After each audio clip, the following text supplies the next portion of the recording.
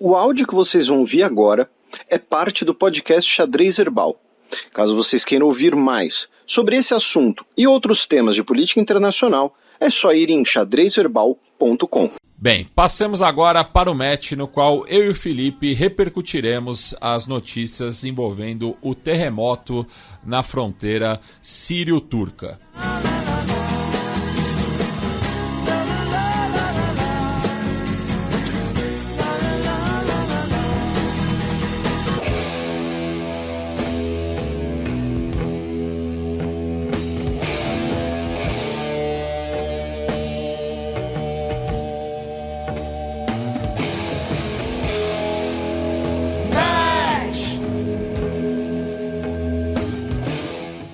Forte terremoto causa milhares de mortes na Turquia e na Síria. Infelizmente, essa é uma das principais notícias dessa semana, né? A própria manchete, né, que o Matias repercutiu, ela fala em milhares de mortos porque a gente teve que deixar o número indefinido, né? Porque, infelizmente, a cada dia o número de mortos, né, aumenta, sobe. Então, enquanto estamos gravando esse programa, no dia 10 de fevereiro, estamos na casa das 23.500 mortes confirmadas. E só na Síria são mais de 5 milhões de desabrigados. Pois né, então a gente tem pessoas desabrigadas, pessoas deslocadas, pessoas feridas, pessoas desaparecidas. Então... Isso de acordo, né, com o alto comissário para refugiados da ONU, o Sivanka Dhanapala. É o terremoto mais letal, né, mais mortal, desde o terremoto do Haiti, em 2010. Tá? É o terremoto mais forte e mais mortal da Turquia desde um terremoto de 1939, tá? E é o terremoto mais mortal na Síria, pelo menos desde 1822. Ou seja, a gente pode dizer que é o terremoto mais mortal na Síria nos últimos 200 anos. Já foram registrados mais de 1.000 tremores secundários, inclusive um de 7,7 na escala Richter.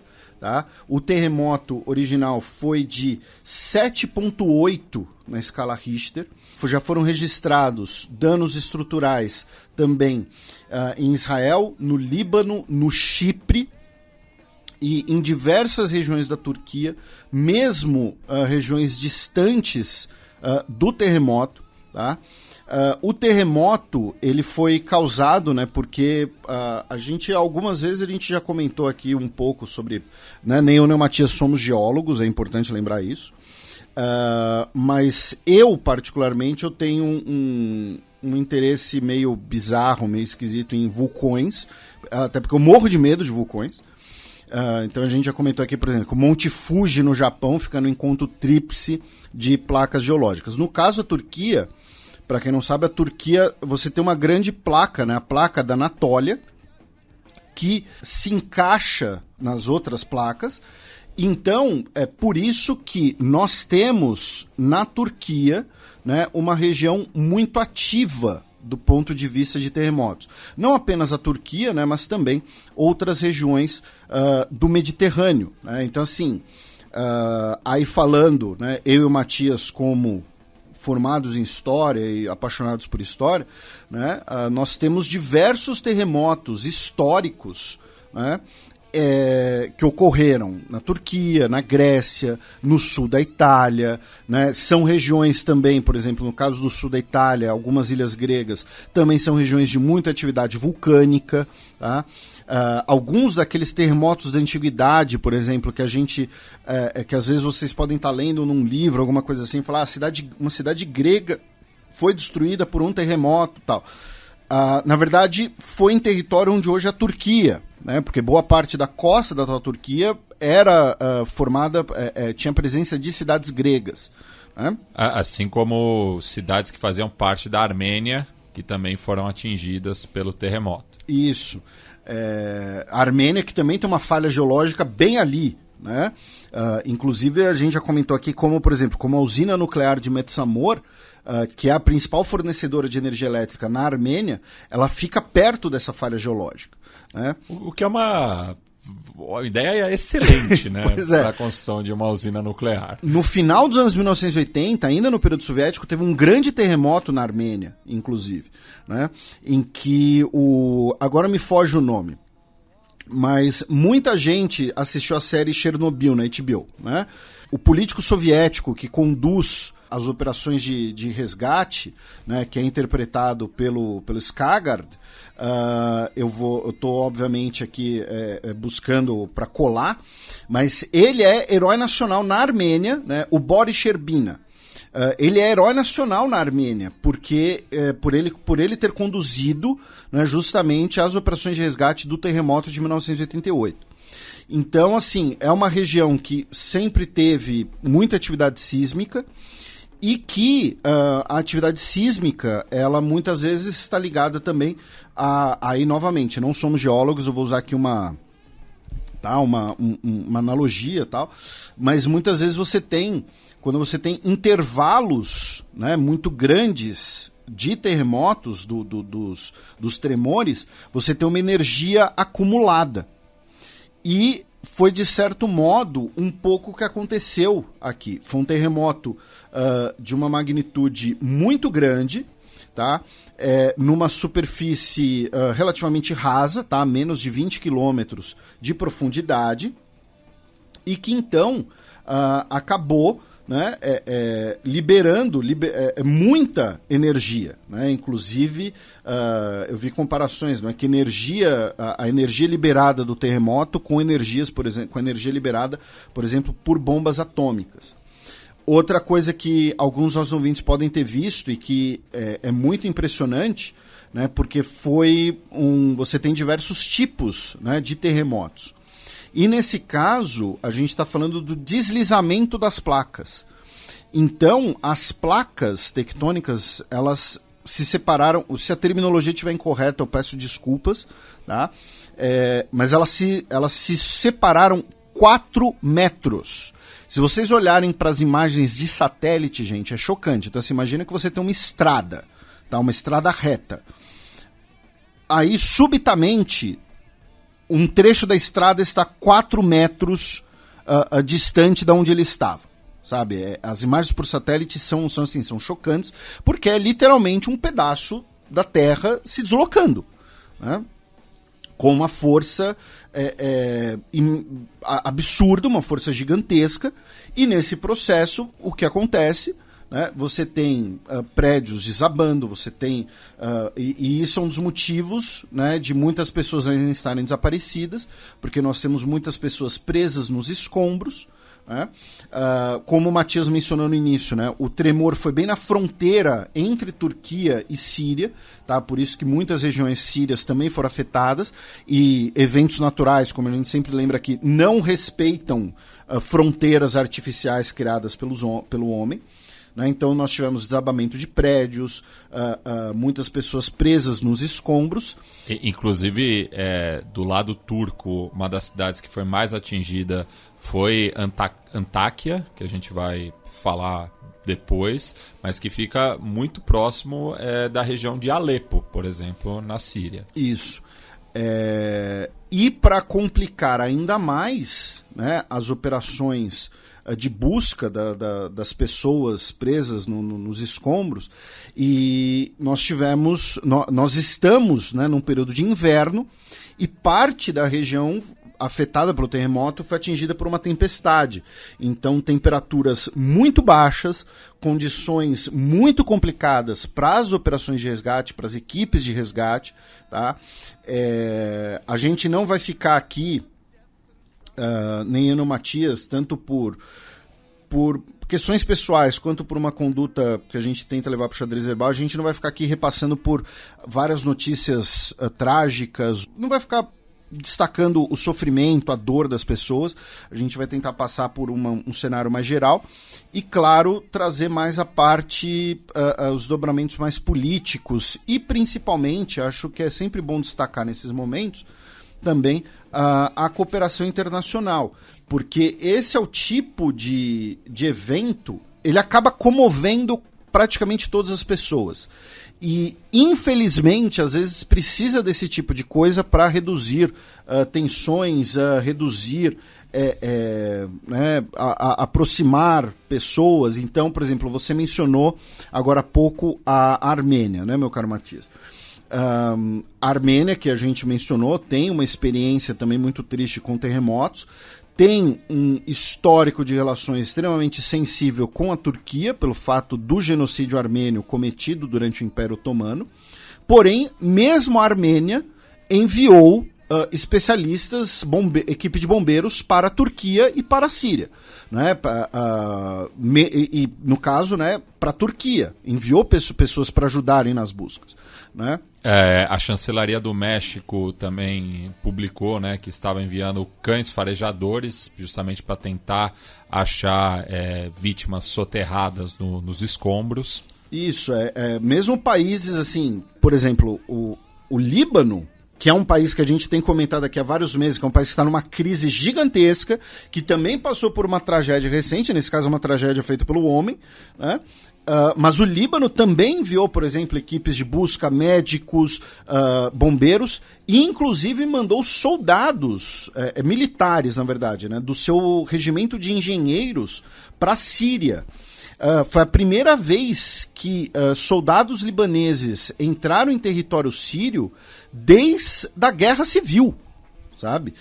Então, né, nós temos uma situação realmente muito excepcional, né, no sentido de ser algo fora da regra, mesmo para uma região que, repetindo, sempre registrou muitos tremores. Tá? Um levantamento feito pelo New York Times, por exemplo, aponta que a placa da Anatólia teve 72 sismos de magnitude igual ou superior a 6,5 desde 1990. Isso é muita coisa, tá, gente? E uma magnitude, tá, grande, a gente está falando aqui, né? Uma coisa, por exemplo, curiosa, um relato até que eu acho que eu já partilhei aqui, né? Alguns anos atrás eu tive o privilégio de ir ao Chile. E você também já foi ao Chile. E para mim é muito... Nós temos ouvintes que residem no Chile, né? Era muito estranho como o terremoto era naturalizado, né? Todo lugar que você vai tem rota do sismo, né? O que fazer em caso de sismo e tal. Não, e você estando no Chile, você talvez nem perceba, mas você testemunha diversos terremotos. Isso, era isso. E que são de menor magnitude. Exatamente. Né? Tremores na escala 3, 4... eles não é nem notícia, sabe? É algo completamente parte do cotidiano. Sendo que se eu penso que estar numa região durante um terremoto, eu não sei o que eu faria. Uma coisa que me chamou muita atenção também, estando no Chile, são os postes na rua, que eles são, além, claro, de estarem aterrados, né, a base, também tem cabos de sustentação, né? Para impedir que eles caiam. Que eles tombem. Então, assim, então a gente está falando de uma região com muita atividade sísmica, e mesmo para os padrões de uma região como essa, foi um terremoto muito forte, muito complicado. Ao mesmo tempo, é também importante a gente destacar, e algo que a gente já mencionou aqui no programa, algumas vezes quando a gente fala, por exemplo, de eventos sísmicos no Japão. Inclusive, tem uma ouvinte nossa, a Júlia, mandar um abraço para ela que foi aprovada em medicina recentemente, e ela nos contou que ela utilizou coisas que ela ouviu no Xadrez Herbal na redação. E foi justamente ligado o desequilíbrio, as diferenças socioeconômicas, como eventos naturais impactam uma determinada região.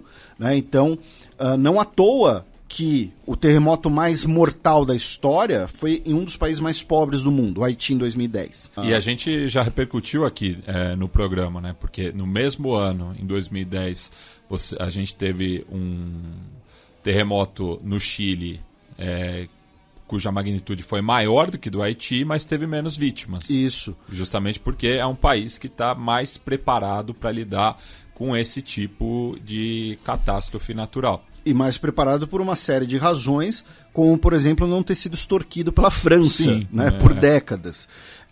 Então, uns motivos também da gente ter um número muito grande de vítimas é que algumas regiões, né, algumas cidades, enfim, especialmente na Síria, a Síria que já passa por mais de 10 anos de guerra civil, você não tinha construções modernas, né, você não tinha grandes procedimentos de segurança. Então, olha só, isso foi um levantamento feito pela Al Jazeera, numa matéria do Barsi Bora, tá? Lembrando que a Al Jazeera ela é um meio estatal do Catar, e o Catar é um país que hoje tem boas relações com a Turquia. Tá? Então, assim, eu estou destacando isso primeiro para a gente contextualizar a fonte, mas também para dizer que, assim, que a Al Jazeera teria muitas razões para, entre aspas, passar um pano, né, para a situação, mas eles levantaram uma coisa interessante aqui, que é o seguinte: nós tivemos um grande terremoto na região de Marmara, em 1999, que deixou mais de 17 mil pessoas mortas. Eu lembro desse terremoto, sabe por quê? Porque na época o Tafarel jogava na Turquia e ele participou, acho que ele, por telefone, de algum programa como Fantástico, alguma coisa assim, relatando o que aconteceu. E por conta desse terremoto de 99, nós tivemos uma mudança nos procedimentos, no código de construção civil da Turquia para novas medidas sísmicas, tá? Que passou a entrar em vigor em 2008. Porém, a maioria dos prédios, né, a maioria dos edifícios das regiões afetadas pelo terremoto dessa semana eram justamente construções feitas pré-99. Né, eram construções feitas ainda no século XX, prédios mais antigos. E aí, a própria Al Jazeera também destaca que o governo anunciou um plano, né, de reconstrução de prédios e de casas para readequação para o novo Código Sísmico. Esse anúncio foi feito em novembro de 2022, tá? Pelo ministro das cidades, ministro da urbanização, Murat Kurum. Porém, ele falou que a Turquia seria earthquake safe, ou seja, segura para terremotos até 2035. Porém, que implementar esse programa ainda não tinha deslanchado, né? Até porque novembro de 2022 foram apenas alguns meses atrás. Ou seja, mesmo sendo uma região com muita atividade sísmica, ainda assim tem muitos prédios mais antigos, não é um país exatamente muito rico, né? A Turquia é um país que gasta muito dinheiro, inclusive, em questões, por exemplo, militares, pela sua localização, por outras prioridades e tal. Não estou dizendo, né, que estou contextualizando que o governo turco, ele acaba tendo diversos programas de investimentos e isso acaba, segundo algumas análises, atrasando, né, esse procedimento de adequar o país às atividades sísmicas. Né? Segundo a própria matéria da Al Jazeera, que eu recomendo que quem puder ler inglês leia, tá? Porque ela é muito completa, ela traz bastante fontes. E fica a recomendação aqui também do Middle East Eye, que tem feito uma cobertura bastante extensa também. E eles ouviram o Sinan Turkan, que é engenheiro, e ele é presidente da Associação de Adequação a Terremotos da Turquia. Tá? E ele fala que existem na Turquia cerca de 20 milhões de construções, tá, que precisam ser readequadas. E apenas em Istambul são mais de 1 milhão de construções. E ele fala que em Istambul em algum momento vai ter um forte terremoto. E em relação a isso, né, das construções, o dono de um complexo residencial acabou sendo preso no aeroporto de Istambul. Ele estava indo para Montenegro, porque os 12 prédios desse complexo em Antáquia não resistiram ao terremoto. Aí, na Turquia, né, com as operações de busca e salvamento, você ainda tem... E assim, vamos lembrar, não é apenas você buscar as pessoas desaparecidas, né? Você vai ter a necessidade de reconstrução dos edifícios, você tem a necessidade de reencontros familiares, de reestruturação de famílias. Então você vai ter, por exemplo, crianças que ficaram órfãs. Então você tem todo, né, um estado de calamidade pública, né? E o governo turco, inclusive, né, anunciou um estado de emergência nacional pelos próximos 3 meses, nas 10 províncias que foram afetadas pelo sismo. Tá? E aí vamos lembrar que nós temos uma outra questão, que, claro, nesse momento, a prioridade na Turquia tem que ser a busca por eventuais sobreviventes, embora se torne cada vez mais complicado, né, porque já estamos falando de 4 dias atrás. A prioridade tem que ser a busca por sobreviventes, o amparo às pessoas. Porém, é importante a gente lembrar que esse ano não, né, daqui a pouco, praticamente, a Turquia passará por eleições gerais, né?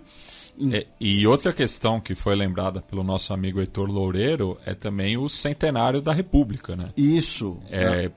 Que tem um simbolismo muito grande, que o próprio governo Erdogan pretendia surfar, né, nessa efeméride, e agora vai ter que lidar com essa catástrofe, no qual já existem, né, diversas críticas sobre a negligência do governo justamente na área da engenharia civil.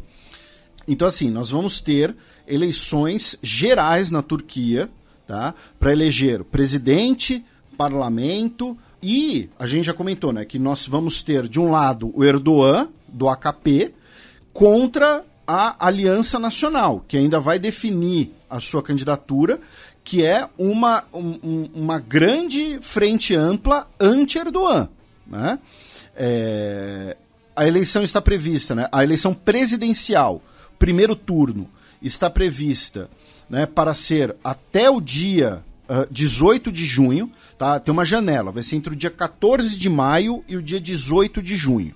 Tá? Ainda não está definido o dia, tem essa janela de um mês.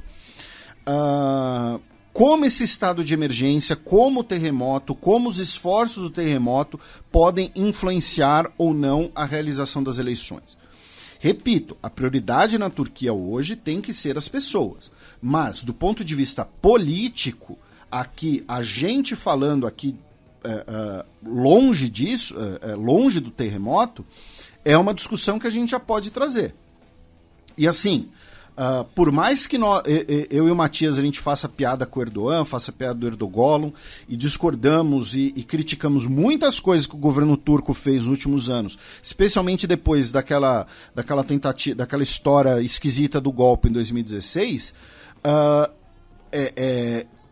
nesse momento, né, assim, o Erdogan ele não controla as placas tectônicas, foi um evento natural. Então, é ver daqui para frente como o governo dele vai agir em relação a essa questão das eleições e também dos direitos das pessoas. Porque quando você pode eventualmente usar de forma muito cínica um desastre natural como esse para reprimir os direitos das pessoas, para aumentar a vigilância estatal, para, enfim, né, passar medidas autoritárias sob a justificativa da emergência nacional, que foi, por exemplo, o que o Orbán fez na Hungria durante a pandemia. Né? Tem a pandemia, precisa de poderes de emergência. Aí ele usa os poderes de emergência para quê? Para perseguir os direitos das pessoas trans. Né, que foi uma das primeiras coisas que o governo húngaro fez durante o período de emergência e que não tinha nada a ver com a pandemia. A gente comentou isso aqui lá em 2020 ainda. Então, assim, é importante ficar de olho, porque tem o simbolismo do centenário da República Turca, como o Matias mencionou, tem essa eleição importantíssima entre ali a ideia de que o governo Erdogan está ficando cada vez mais autoritário versus essa frente ampla. Tem a questão de que a Turquia já tinha um tempo, e a gente também mencionava isso aqui no programa, passava por uma crise econômica, né, uma inflação muito grande, a questão da taxa de juros. Inclusive, aproveitar e meter um bedelho aqui rapidão, gente. Nós temos a discussão atualmente no Brasil, né, sobre taxa de juros, inflação, Banco Central, autonomia do Banco Central, né, o comportamento do Roberto Campos Neto, aí as críticas do Lula, que o Lula fez ao Roberto Campos Neto, enfim. E aí muita gente tem compartilhado lá um gráfico mostrando, né, taxa de juros e inflação, tal, e tá lá a Turquia e tudo mais.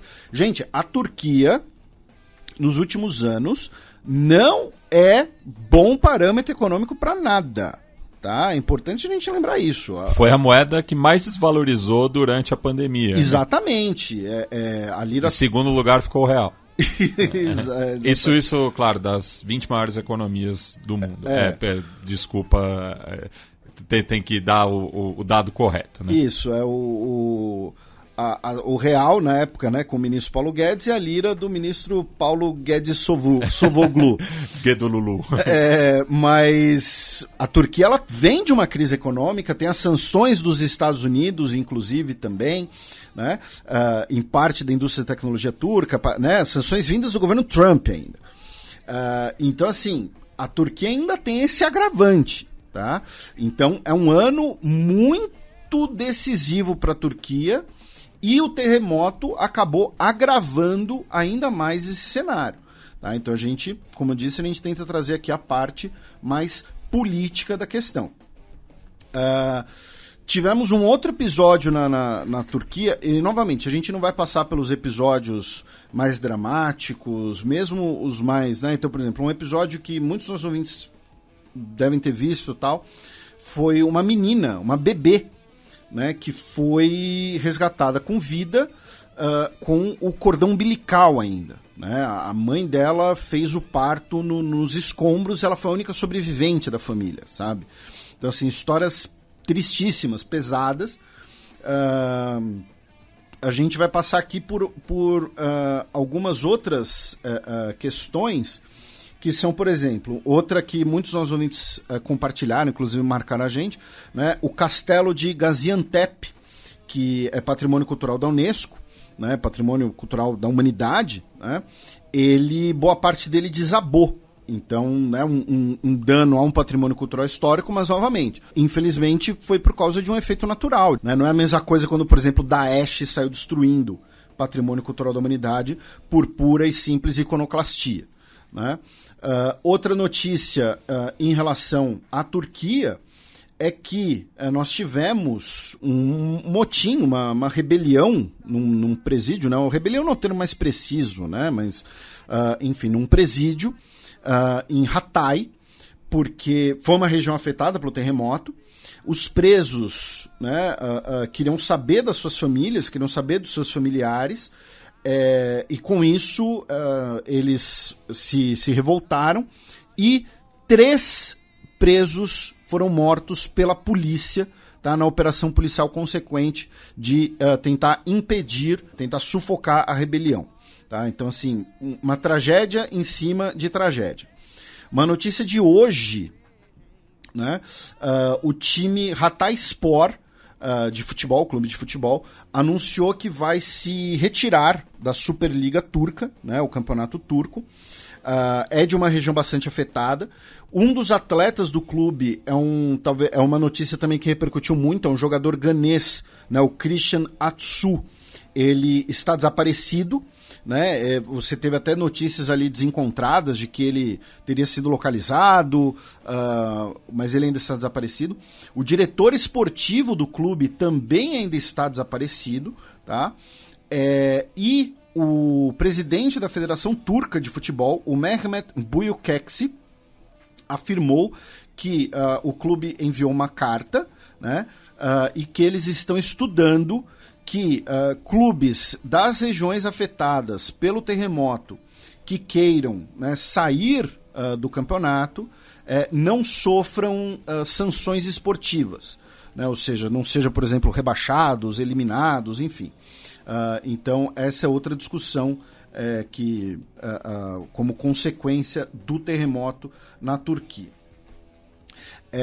O governo brasileiro, né, essa semana, né, via uma nota oficial, também tivemos um tweet na conta oficial do presidente Lula, né, o Brasil expressando solidariedade e preocupação, né, com os dois países, as vítimas, as famílias das vítimas, e o Brasil também enviou ajuda humanitária. Tá? O Brasil está enviando medicamentos e equipes de resgate com 42 profissionais, incluindo bombeiros de São Paulo, Minas Gerais e Espírito Santo. Uma matéria de hoje, inclusive, fala que parte dos bombeiros que o Brasil está enviando para a Turquia, para ajuda, né, das pessoas afetadas, são bombeiros que têm experiência, né, de Brumadinho, da tragédia de Brumadinho. Então, né, desejamos aí que tudo corra bem, tudo de bom para os brasileiros que estão indo para a Turquia e para os brasileiros que residem na Turquia, que, né, muitos deles que imaginam que devem, né, familiares buscando notícias. Ainda teve a questão de que o governo turco tirou o Twitter do ar por algumas horas, acusando de pessoas de estarem compartilhando notícias falsas, né, compartilhando informações erradas, enfim. Então, ainda teve esse complicador. Antes da gente passar para a Síria, né, para as discussões das questões na Síria, 3 outras pequenas notícias, tá, meu caro Matias? Uma delas é que o governo britânico, né, via o Andrew Mitchell, né, que é parlamentar do Partido Conservador, e ele é secretário, ele é ministro de desenvolvimento, né, do governo Rishi Sunak. Ele conseguiu ser um completo idiota, um completo babaca no meio de uma tragédia humanitária, porque ele disse que o governo britânico vai enviar ajuda humanitária e 70 especialistas para a Turquia, mesmo com o orçamento muito apertado. Tipo, cara, assim, qual que é a necessidade de... gente, eu tô aqui ferrado de grana, mas eu vou te ajudar, hein? Não esquece que eu te ajudei quando eu tava ferrado de grana. Sabe, tipo, foi uma frase, né, bastante insensível, ao meu ver. Né? Talvez esperasse uns dias para discutir isso. Enfim, achei bastante questionável. Né? O governo turco, né, protestou também contra uma charge na revista francesa Charlie Hebdo, né, que é bastante conhecida pelas suas charges e provocações, e uma charge justamente que usava o terremoto da Turquia, né, mostra ali edifícios desabados, tal, um cenário de destruição, tem uma legenda que diz terremoto na Turquia, e a legenda embaixo diz: não é necessário enviar tanques, tentando fazer ali uma crítica, enfim, ao envio de armamentos para a Ucrânia, ou a venda de armamentos para a Turquia. Enfim, de qualquer jeito, isso pegou muito mal, muita gente criticou, muita gente condenou, inclusive teve uma pequena campanha de hashtag, né, que eu não sou mais Charlie, né, porque quando nós tivemos o atentado ao Charlie Hebdo, teve aquela hashtag, né, de Je suis Charlie. E a outra notícia também, a gente mencionou a questão da Armênia, né, e como esse tipo de evento acaba aproximando, né, e mesmo pessoas, mesmo países e nações que estão numa situação complicada, a Palestina, né, anunciou que vai enviar 73 bombeiros e profissionais para ajudarem nas buscas na Turquia e na Síria, que vão inclusive sob a bandeira do Crescente Vermelho. Né? Lembrando que o Crescente Vermelho é o equivalente à Cruz Vermelha em países de maioria muçulmana. Aí, meu caro Matias, nós vamos para a Síria rapidamente. Né? A Síria, em números oficiais até o momento, ela sofreu menos com o terremoto, né? O epicentro do terremoto foi dentro do território turco. No momento são cerca de 4 mil mortos em território sírio, algumas milhares de feridos e desaparecidos. Tá? Porém, como você mencionou anteriormente, né, você falou de Alepo, algumas regiões da Síria que foram atingidas eram regiões que já estavam afetadas pela guerra, e além disso, algumas regiões sírias que foram afetadas pelo terremoto são regiões que não estão sob controle do regime Bashar al-Assad, tá? São regiões que estão sob controle ou da oposição apoiada pela Turquia, justamente, ou sob controle, inclusive, de grupos curdos, tá? E que aí você vai ter um cenário, né, muito mais complicado de receber auxílio, de receber ajuda. Em relação aos curdos especificamente, tá? Eu pedi ajuda para nossa querida Florência, né, que estuda a questão curda no seu mestrado, no seu doutorado, já participou do Xadrez Herbal aqui, ela que é do Uruguai, mas é brasileira. É, de referência, da fronteira. E ela mandou, por exemplo, pra gente, depois os links vão estar no site do Xadrez Herbal, tá? Ela nos mandou, eu pedi para ela, né? Então ela gentilmente foi atenciosa, 2 associações curdas que estão recebendo doações internacionais, tá? A maioria delas por PayPal, tá? Caso algum ouvinte nosso possa contribuir, caso não tenha como PayPal e puder de alguma outra maneira, enfim, fica a cargo de cada um do nosso ouvinte. Então, a nossa querida Florência recomendou justamente o Crescente Vermelho curdo, tá? O Crescente Vermelho no Kurdistão, que é a Heyva Sor, Heyva Sor, tá? Do Kurdistão. Eles são baseados na Europa, tá? Porém cooperam com as comunidades curdas em todos os países onde você tem a presença de curdos, tá? Então, caso você queira e possa ajudar os curdos, tá? A gente está divulgando isso porque a gente não está nem aí para os sírios ou para a Turquia, não, repito. Como são 2 estados nacionais, eles vão receber mais ajuda, felizmente. No caso dos curdos, né, eles acabam talvez ficando um pouco mais à margem, né?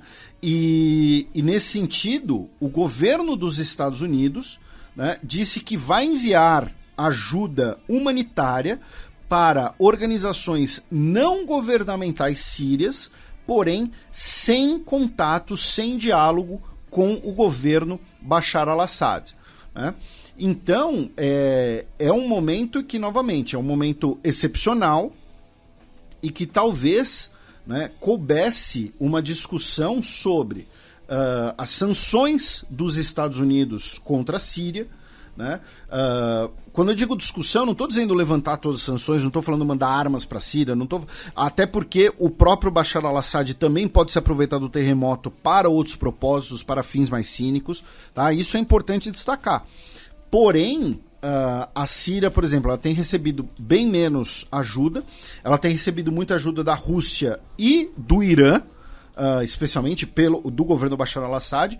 Então, assim, o que hoje ocorre é principalmente o Irã e a Rússia estão enviando material, estão enviando apoio às regiões controladas pelo Bashar al-Assad, e as regiões controladas pela oposição vão receber ajuda muito provavelmente via essas organizações não governamentais, via Estados Unidos e alguns outros países, tá? Israel mandou ajuda para a Turquia, sabe assim, se vocês dá para achar lista, sabe? O Quirguistão mandou ajuda, Malásia mandou ajuda, Moldova mandou ajuda, sabe? Mas no caso da Síria, né, essa discussão sobre o fato de que o Estado sírio, reconhecido internacionalmente, melhor dizendo, né, de maior reconhecimento internacional, não controla todo o país. Você tem a questão das sanções, né, que afetam o país. Você tem a questão de que boa parte dos países mais ricos não tem relações com o governo Bashar al-Assad. Então, como vai ser o amparo às pessoas na Síria? Embora o número de vítimas seja menor, as condições, né, de reconstrução, as condições posteriores, talvez elas fiquem mais complicadas e também com menos auxílio internacional. Aí, meu caro Matias, né, feita essa pequena contextualização sobre o terremoto, sobre algumas questões conectadas, a gente vai passar brevemente por algumas outras notícias da região do Oriente Médio, né, começando pela Palestina, com 2 notícias.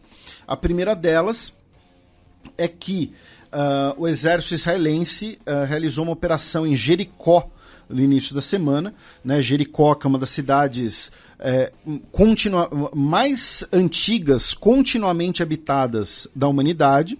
É a mesma Jericó da Bíblia, tá, gente? Caso, né, alguém... Da música, quem é crente com certeza já cantou Vem com Josué lutar em Jericó. Eu nunca cantei isso porque eu fui católico, essa eu não conheço. Eu pensei que você ia falar a música do Halloween. Não, essa eu não conheço, eu nunca fui metaleiro. Metaleiro é quem vende metal, né? Mas as forças israelenses realizaram uma operação em Jericó no início da semana e 5 integrantes palestinos, né, do braço militar do Hamas foram mortos nessa operação, e o próprio Hamas confirmou que os 5 homens mortos pertenciam à ala armada do grupo. E uma notícia de hoje, dia 10 de fevereiro, um homem palestino avançou intencionalmente com o carro, né, usou o carro como arma, em um ponto de ônibus no assentamento israelense de Hamot, tá, na região de Jerusalém, deixando 2 pessoas mortas antes dele ser baleado e morto por forças de segurança. Em Israel, tivemos, nesse último final de semana, o 4º protesto contra o plano do governo Netanyahu de reforma do judiciário. Tá? Algumas dezenas de milhares de pessoas participaram dos protestos, especialmente em Tel Aviv. Tá? Inclusive na cidade de Haifa, né, que é a terceira maior cidade de Israel, o Yair Lapid, né, o ex-premier e o líder da oposição, compareceu aos protestos. De Israel, meu caro Matias, a gente vai para o Irã, tá, com 2 notícias. A primeira delas é que o governo anunciou dezenas de milhares de perdões de prisioneiros por conta do aniversário da Revolução de 1979, tá? Muitos desses indultos, né, basicamente quase todos esses indultos, né, estão ligados às prisões dos protestos, né, depois da morte da Mahsa Amini, e o perdão, né, ele não se aplica, né, entretanto, a quem for acusado de espionar para agências estrangeiras ou acusados de corrupção na terra, né? Corrupção, no caso, corrupção moral, corrupção de valores. E as pessoas perdoadas têm que expressar arrependimento por escrito e também se comprometerem a não repetir essas ações. Ou seja, vamos supor, se a pessoa está presa e ela está nessa categoria que será perdoada. Então, muito provavelmente, ela vai ter que assinar, né, alguma coisa, dizendo que ela se arrepende do que fez e que ela não vai participar de novo. Muito provavelmente no sentido de que, caso tenha novos protestos, essa pessoa venha a ser detida novamente, ela vai então ser acusada de crimes mais graves. Né? Muito provavelmente é isso. Lembrando que, pelo menos, 500 pessoas morreram nos últimos meses no Irã em decorrência dos protestos. E a outra notícia ligada ao Irã é que a TV estatal iraniana anunciou a construção de uma primeira base aérea completamente subterrânea no Irã. Tá? Obviamente não falaram onde é, né? Mas ela está dizendo que ela está nas montanhas, né, e que ela é completamente imune a ataques. Lembrando que durante a Guerra Fria, né, a Iugoslávia construiu muitas bases aéreas subterrâneas, até pelo relevo do país. A Suíça também tem bases aéreas subterrâneas, enfim. E finalmente, meu caro Matias, nós vamos para o Paquistão. Né? Primeiro para repercutir que no último dia 5 de fevereiro faleceu, né, depois de muito tempo doente, o Pervez Musharraf, né, que foi presidente / ditador, né, do Paquistão. Ele que era general, chegou ao poder depois, né, de um golpe de Estado.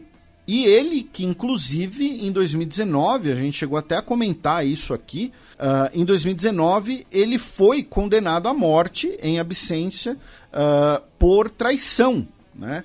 Ele que tem toda ali também uma questão né, envolvendo o assassinato da Benazir Bhutto, enfim. Tanto que ele faleceu nos Emirados Árabes Unidos, onde ele estava exilado. Tá? Mas o seu corpo foi trasladado para o Paquistão, onde ele recebeu honras militares no seu funeral. Né? Não recebeu honras de chefe de Estado. Tá? Ele recebeu honras militares apenas, e o Senado do Paquistão rejeitou fazer ali um minuto de silêncio. Não sei se foi um minuto de silêncio exatamente, mas rejeitou prestar uma homenagem póstuma a ele. E a outra notícia foi que essa semana, brevemente, por alguns dias, 2 dias, a Wikipedia, né, o Wikipédia, foi banida no Paquistão, tá, pelo governo do Shehbaz Sharif, afirmando que a enciclopédia trazia conteúdo de blasfêmia, né, contra o Islã. Tá? E aí restauraram, né, dizendo que vão apenas restringir o acesso a alguns conteúdos que o governo tenha objeção.